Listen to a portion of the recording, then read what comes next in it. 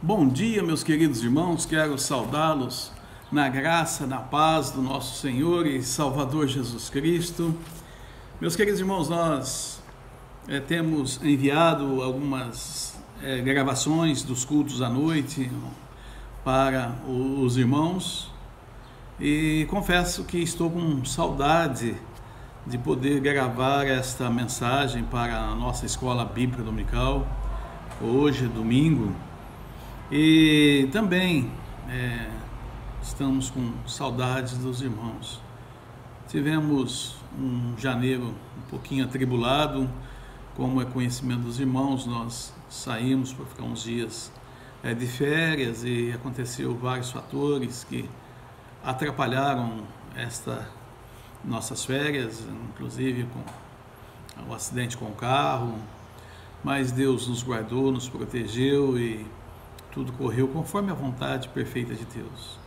Meus queridos irmãos, vamos continuar também orando em relação a essa pandemia e há uma luz no final do túnel com a vacinação e cremos e vamos estar orando para que essa vacina realmente tenha o efeito desejado.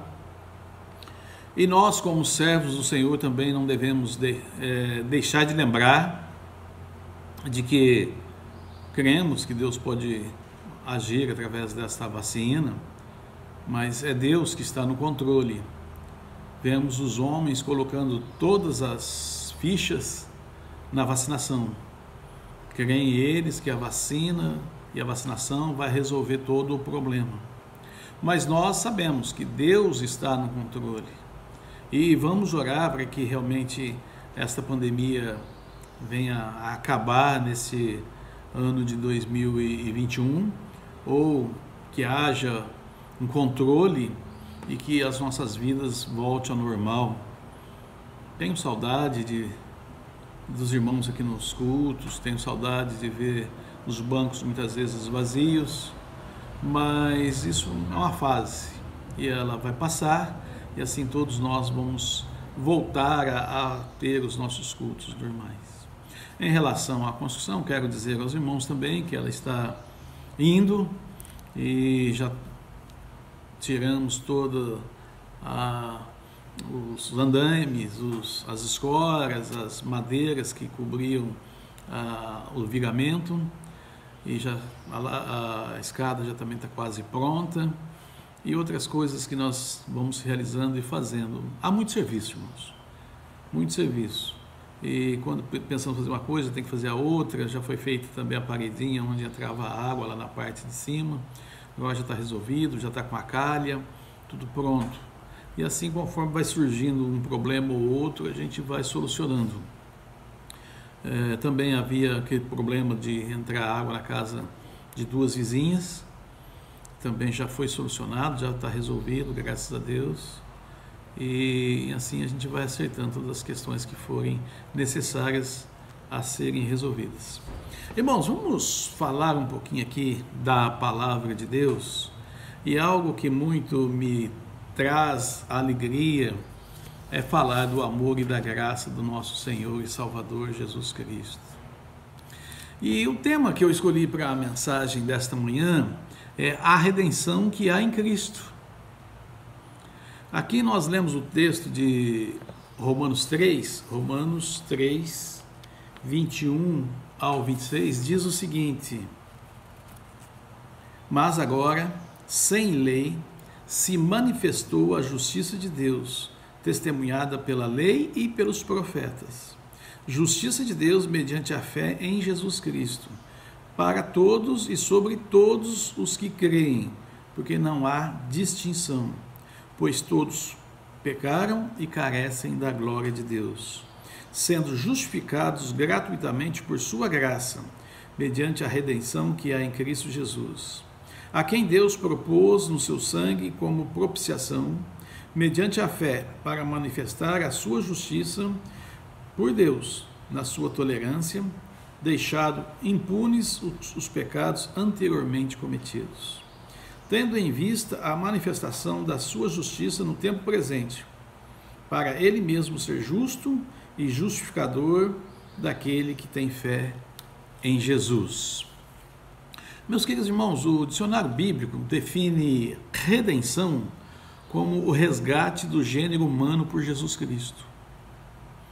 É claro que eu estou aqui usando o dicionário bíblico para este fato de redenção que é ligada ao Senhor Jesus Cristo.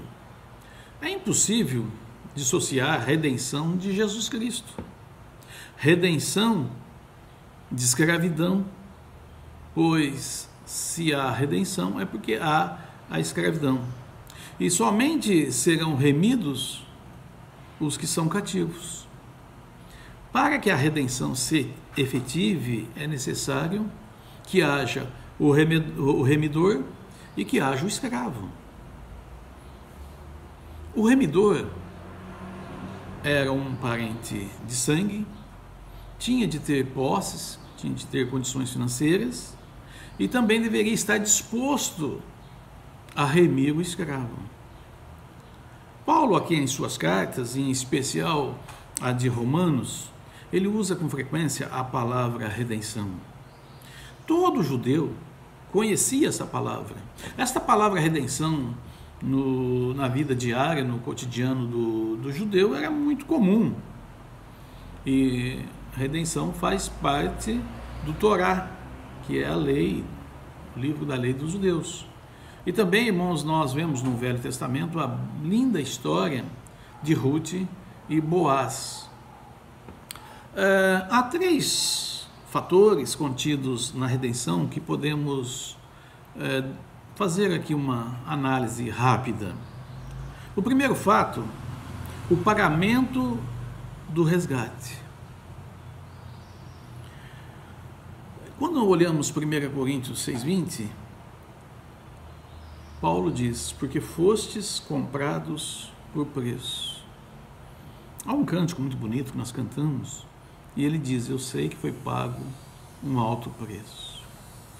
Irmãos, havia necessidade do pagamento. Como nós vimos aqui sobre o remidor, ele deveria ter condições, ele deveria ter posses, e no caso específico, espiritualmente, olhando aqui para o Senhor Jesus Cristo, ele tinha de pagar o nosso pecado, ele tinha de pagar a nossa dívida, e essa dívida só poderia ser paga com sangue. Em Apocalipse 5,9 nós lemos, porque foste morto e com o teu sangue compraste para Deus os que procedem de toda tribo, língua e nação. O que aconteceu para que o homem precisasse de um remidor? E por que o preço desse resgate, como nós vimos, é tão alto?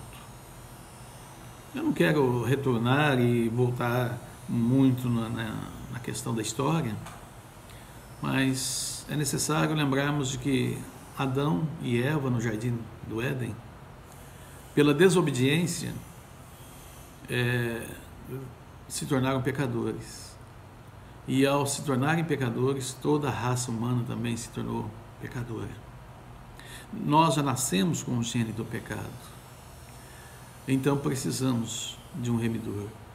É bem verdade que pela história, pelo tempo e pelo que nós vemos nos dias atuais, o homem, ele quer ser remido e muitas vezes ele procura da sua maneira ou da sua forma esta remissão. No Velho Testamento nós víamos que o sacerdote tinha que matar um novilho, um cordeiro, um bode, uma ovelha e sacrificar e derramar o sangue daquele animal pelos pecados. Isso levou-nos a entender, e a palavra de Deus nos mostra, que viria o Cordeiro perfeito para tirar o pecado da humanidade. Mas, infelizmente, muitas religiões, ainda hoje, inclusive a religião judaica, continua matando bodes e ovelhas, e cordeiros, e touros, pelos sacrifícios da humanidade e deles. Vemos a religião da Umbanda, que ainda sacrificam animais nas suas oferendas. mas não tem valor nenhum, não tem efeito nenhum. Ao pecar, o homem separou-se do seu Criador, e assim todos pecaram. Toda a raça humana foi colocada debaixo do pecado. Não há justo, nenhum sequer, conforme Romanos 3,10. Dizem os homens, o homem é bom. Diz Deus, o homem é mau. Dizem os homens, há muita coisa boa no coração do homem. Diz Deus, enganoso é o coração mais do que todas as coisas, e desesperadamente corrupto. Quem o conhecerá? Jeremias 17:9. Se conhecemos a nossa condição moral e espiritual, concluímos que estamos condenados, estamos perdidos. Isso não é ruim, viu, meus queridos irmãos? Quando nós chegamos à conclusão de que estamos condenados, que estamos perdidos, dá-se um grande passo para que o Espírito Santo continue convencendo o homem exatamente do pecado, da justiça e do juízo. E ao chegar a essa conclusão, o que fazer? Como resolver essa questão? E como nós falamos, o Espírito Santo de Deus agindo, vamos crer e receber ao Senhor Jesus como único remidor. E somente nele temos a salvação, porque foi ele quem morreu na cruz pelos nossos pecados. Foi ele quem permitiu que colocassem os cravos em suas mãos, os cravos em seus pés, e naquela cruz derramasse o seu sangue e pagasse o resgate. Pela sua morte, nós somos sarados. O segundo fato que nós olhamos aqui nessa questão de remissão ou remidor é a remoção da maldição da lei. Vejamos o que diz aqui em Hebreus 2, 10 ao 15.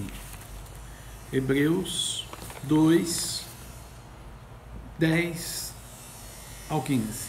Porque convinha que aquele por cuja causa e por quem todas as coisas existem, conduzindo muitos filhos à glória, aperfeiçoasse por meio de sofrimentos o autor da salvação deles.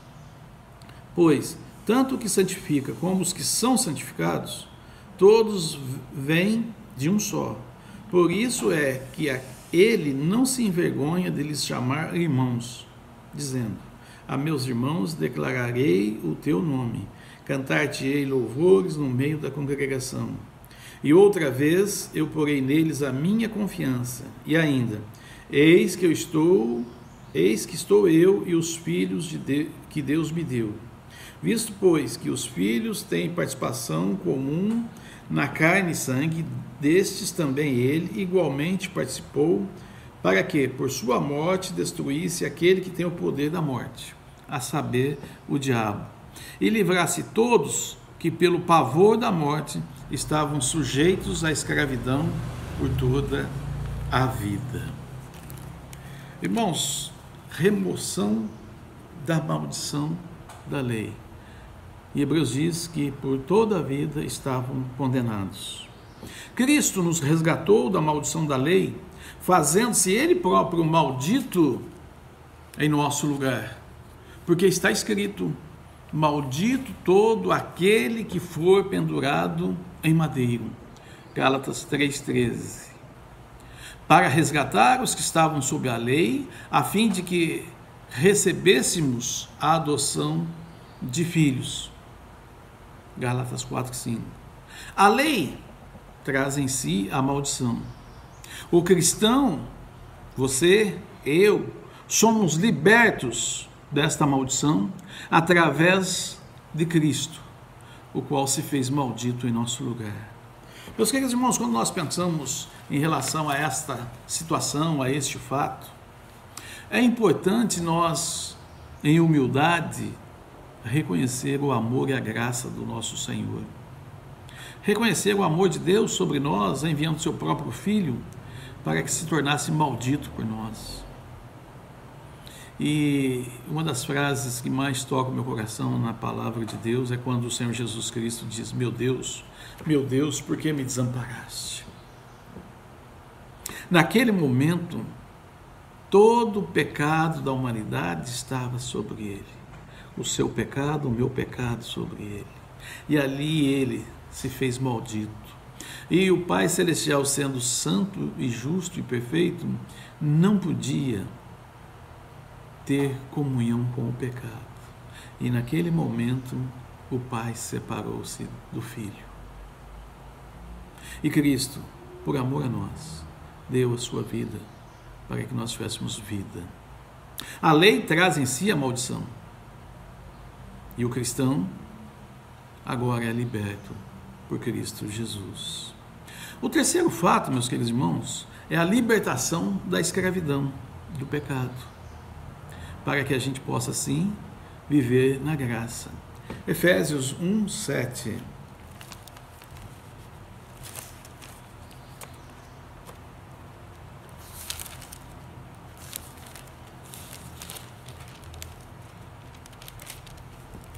No qual temos a redenção pelo seu sangue, a remissão dos pecados, segundo a riqueza da sua graça.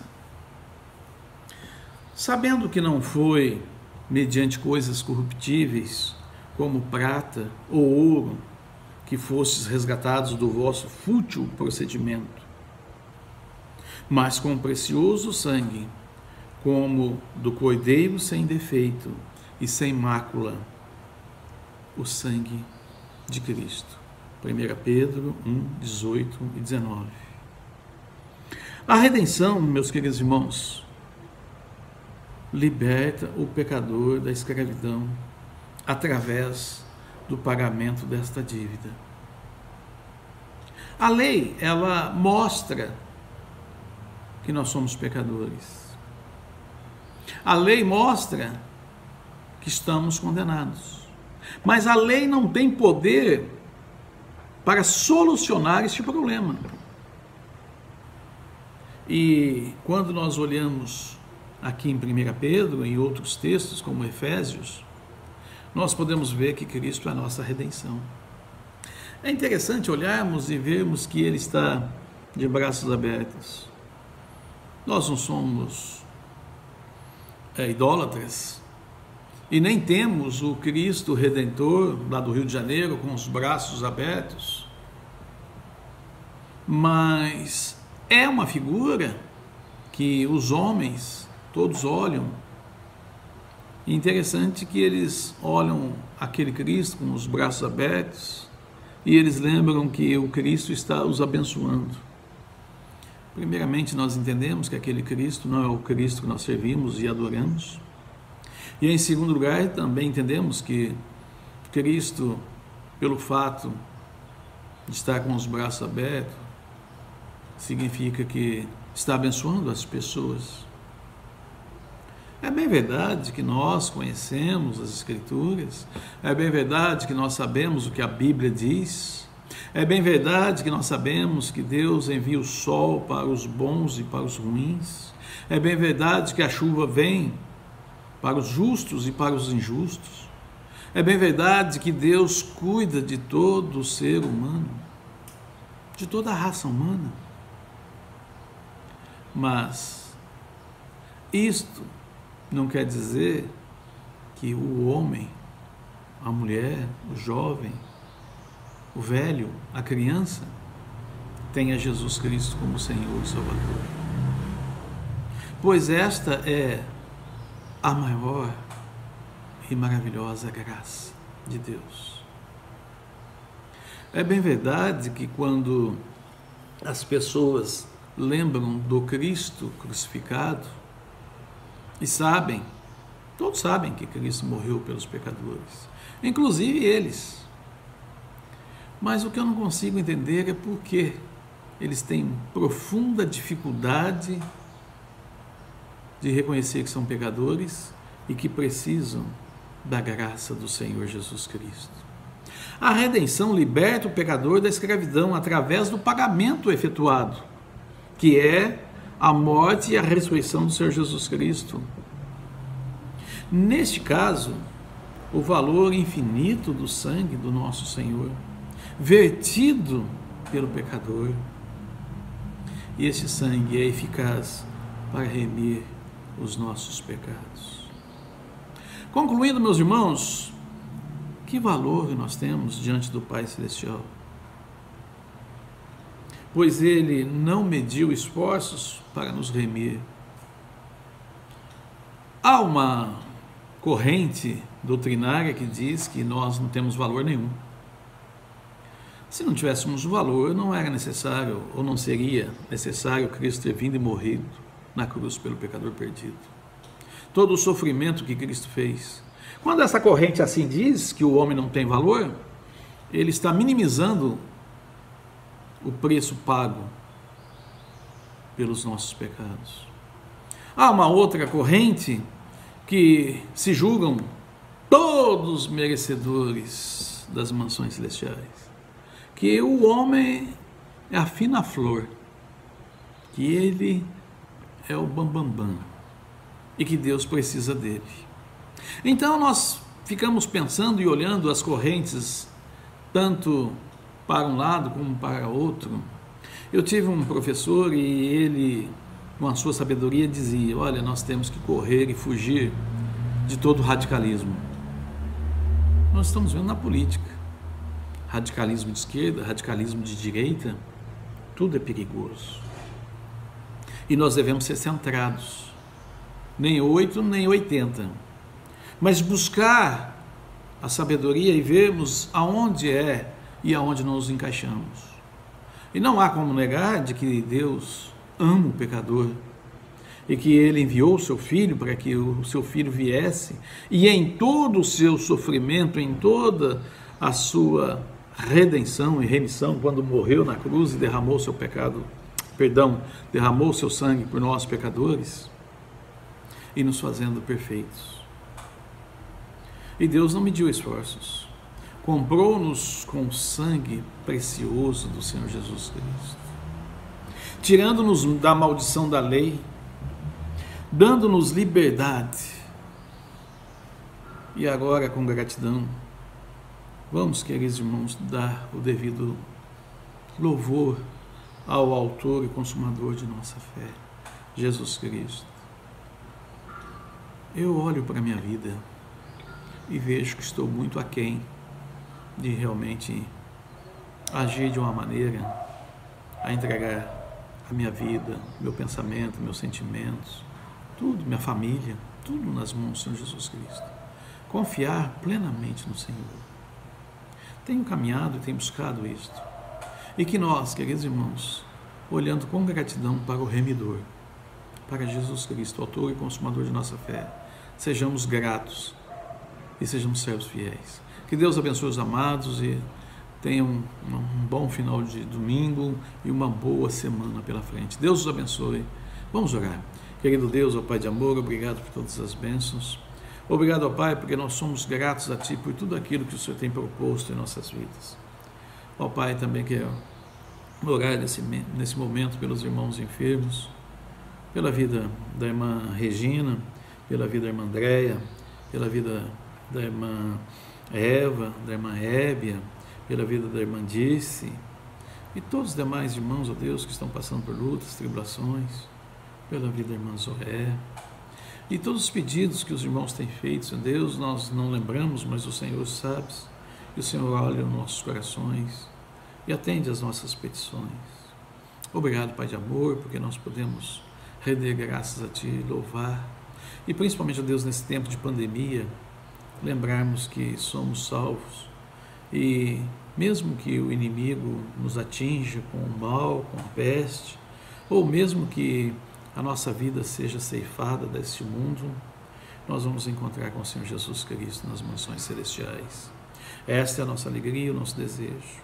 É bem verdade que queremos ver o arrebatamento e participar desse arrebatamento quando Cristo nas nuvens vier e levar a sua igreja. Enquanto isso não ocorrer, nós vamos continuar testemunhando, falando do amor e da graça de Jesus. Obrigado, Pai de amor, nós agradecemos e oramos no Teu santo nome. Amém.